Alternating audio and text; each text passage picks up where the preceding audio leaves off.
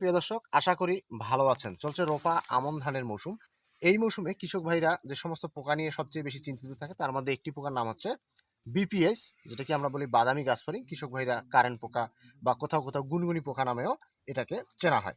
আপনাদেরকে যদি একটু দেখানোর চেষ্টা করি প্রিয় দর্শক, সেটি হচ্ছে আমার সামনে যে ধানের গাছটি রয়েছে এই থোপটিতে দেখেন এখানে প্রচুর পরিমাণে বিপিএস অর্থাৎ হলো কারেন্ট পোকার আক্রমণ রয়েছে।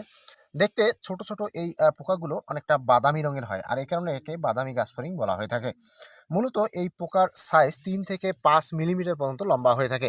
আর এই পোকাগুলো খুব বেশি আক্রমণ হলে গাছের নিচের দিকের অংশ সেখান থেকে রস চুষে নেয়, যার কারণে মাটি থেকে রস গাছের উপরে উঠতে পারে না এবং গাছটি শুকায় মারা যায়। এবং খুব বেশি যখন আক্রমণ হয় তখন এরকম শুকায় যায় এবং এটিকে আমরা হপার বান বলে থাকি। মূলত এই সমস্যাটি আপনাদের দেখা মাত্রই কৃষক ভাইদেরকে অনুমোদিত মাত্রায় নিটেম পাইরাম প্লাস পাইমেট্রোজিন গ্রুপের যে সমস্ত কীটনাশক রয়েছে সেগুলো অনুমোদিত মাত্রায় পরন্ত বিকেলবেলা অবশ্যই স্প্রে করতে হবে। এবং মনে রাখতে হবে যে 1 শতাংশ জমি স্প্রে করার জন্য 2 লিটার পানির প্রয়োজন হবে। তো আশা করি আপনারা এটি অনুসরণ করবেন। ধন্যবাদ।